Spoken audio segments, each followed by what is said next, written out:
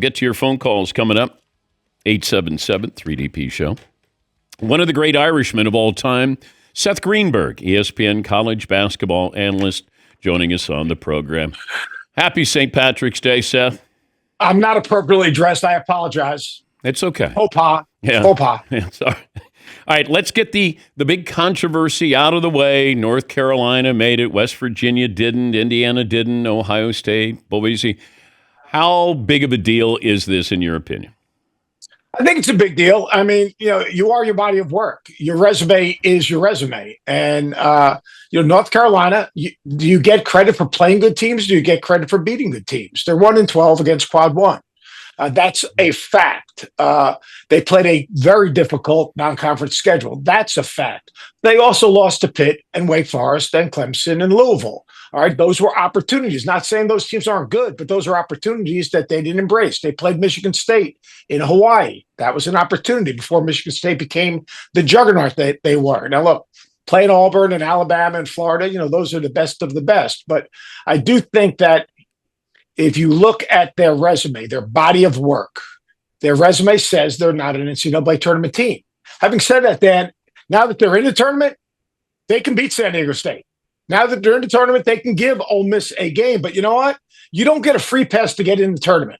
You earn your way into the tournament, and everyone should be evaluated across the same set of criteria. And that's probably the thing that kind of bothers me to an extent. How did it happen then? How did it happen? Look, Bubba Cunningham is a good man. I have a lot of respect for him. He's the head of the committee. And they say, well, he recuses himself from the room when they're talking about North Carolina. That's great. Breakfast, lunch, and dinner, conversations, committee members that he's chairing who also know they're in that situation. I thought they put Xavier in as well. And I think they put Xavier in and as a kind of another one of those teams that didn't have a ton of Quad 1 wins.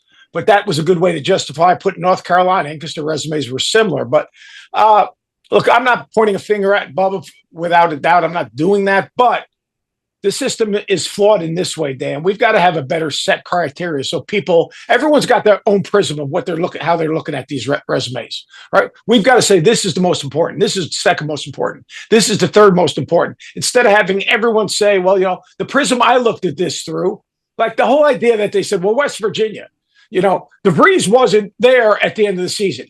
He wasn't there at the beginning of the season. They still won games. I mean, he missed 24 games or so. So, just the excuse after the bracket came out was a little bit weak. Oh, it is what it is. It's over with. Now we're going to have a great NCAA tournament. But, as a guy that sat on the outside looking in for 48 straight months, Dan, not that it still bothers me at all. I feel for those guys because, the tournament is a reward for your season. I feel for the seniors on those teams. I feel for the coaches. The season starts, in the summer. It's a long, grinded out season. And I thought some of those other teams deserved the opportunity ahead of North Carolina. What's the biggest storyline going into the tournament, in your opinion? The dominance of Florida. I think Florida can have a UConn type run through the NCAA tournament. I think they're that good. Oh. I call them Noah's Ark. They got two everything, the pace, the force, the freedom that they play with. Their bigs run the floor and are skilled. Walter Clayton, to me, is a lottery pick at the guard position. They go 10 deep. I think Florida's dominance in the SEC tournament, how they won, is one of the key storylines. And then Cooper Flagg. We got to talk about Cooper Flagg, right? You understand that, right? Yes. His availability, though, seems like he's getting the green light to go. I think what they're going to do is I think he's going to get the green light to go. I think, in just listening to John, who's done just an incredible job, but listening to John, I think what they're going to try to do is he's going to do some individual workout stuff today, back in practice, some skill work, probably no contact. Probably Tuesday or Wednesday, he'll do some live stuff, and then they're going to see how it reacts. But they need him to win a national championship. Ideally, they'd like to get him some minutes in the opening round game to get his feet wet, to experience what the tournament's about, because each game you win, there's a greater pressure. Really impressed with how Duke played in the ACC tournament. A lot of guys stepped up, but I expect him to play. But there's a lot of people. This is the thing that people don't understand. It's obviously Cooper. the medical staff, John Shire, his parents, and you know the last group that's going to be involved in this decision probably? His agent. I mean, because that's the world we live in now where all these players have agents and that, he's a valuable commodity. They just want to make sure that he's going to be healthy. It's just an ankle sprain, but you don't want something to be something that's going to be a lingering ankle sprain that could impact, a big picture, him working out for NBA teams and things of that nature. Seth Greenberg, ESPN college basketball analyst. The most vulnerable number one seed is? That's an interesting. I'm going to say the most vulnerable by the bracket they're in. And I would say that's going to be Houston. As hard as Houston plays, as well as they rebound the ball. But if you look at the bracket, first of all, Tennessee's kind of like Houston 1.0. I mean, Tennessee, Rick Barnes' teams play so hard, physical. Maychak and Zakai Ziegler are elite defenders. But the rest of that bracket, if you look at teams that can, be a problem, whether it's if Kentucky gets healthy and Lamont Butler plays, it's 3-point shooting, which is an issue. I mean, there's no doubt about it. Clemson, an experienced backcourt. Illinois, finally healthy. And then Tennessee. So I would think Houston has the toughest run. Some people say Auburn because of Michigan with those 2 7-footers and Michigan State on the bottom of the draw. But my gut feeling is I have this feeling about Tennessee and just their connectivity, their toughness, and they're due. They're due. Explain Rick Pitino as a former coach and what he does. No matter where he goes, he wins. How does this happen? Yeah. How does it happen? He's a savant. He takes his team and beats you, and he takes your team and beats you. I mean, he's a savant. He is unrelenting in terms of the standard that he sets. He gets total buy-in from his guys. He gets winning players and tough guys. But in the end, the guy has a gift. Even despite the white suit, he has a gift.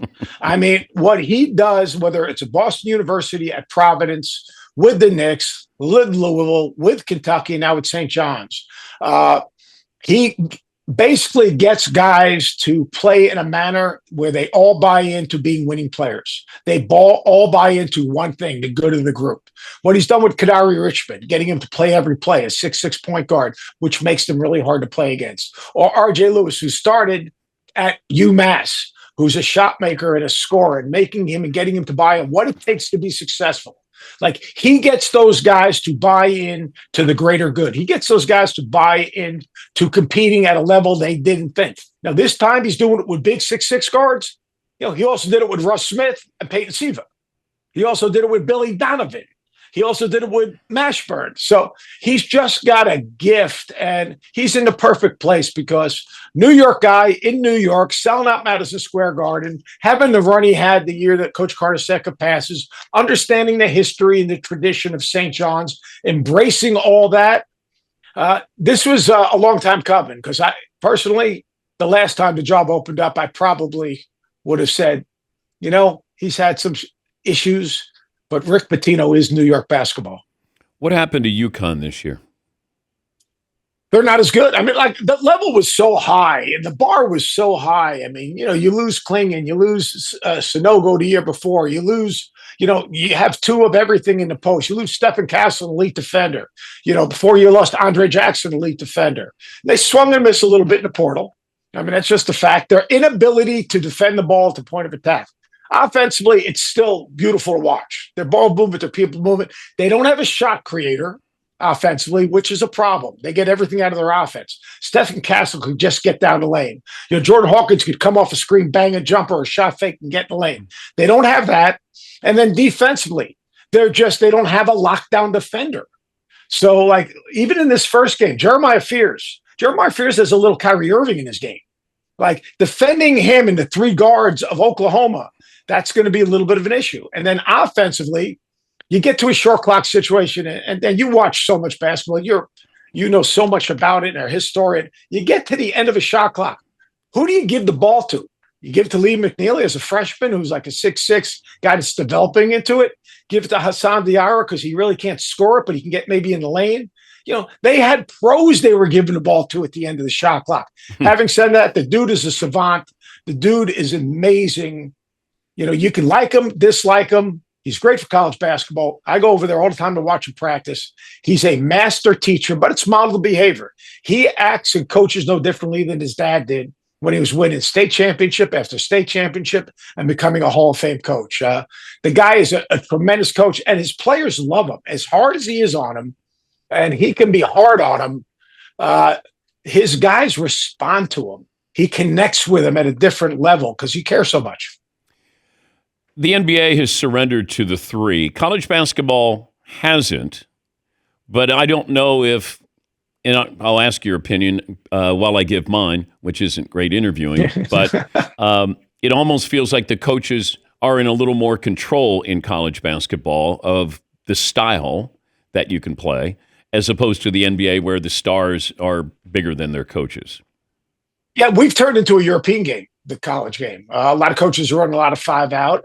They're running not as much just pure ball screen. It's more ball and people movement. Like everyone, my thing about the NBA is NBA players take bad shots and make them. College players take good shots and miss them. So like the coach has to have a little bit more control. Who you get shot from, where you get shot from, when you get the shot from. And that's why I like Auburn, even though they're struggling now. Bruce Pearl does a great job of getting his guys where they want their shots to come from, which is important. So, yeah, a lot of people disagree with me. I don't think we should go to a 24-second clock. I do think we could advance the ball at the end of games. I think that would be good because we'd have more exciting finishes. I think we should go to quarters. That's fine. I don't think we should move the 3-point line back.